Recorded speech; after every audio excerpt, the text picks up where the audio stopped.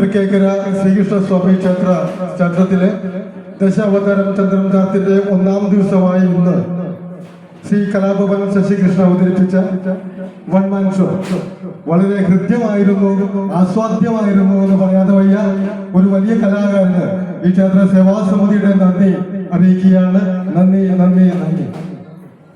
Thank you sir. ഇവിടെ എന്നെ വിളിച്ചു വരുത്തിയ സാറിനും സംഘാടക ഉത്സവ കമ്മിറ്റിക്കാരും ഒരിക്കൽ കൂടി നന്ദി. Thank you. Thank you.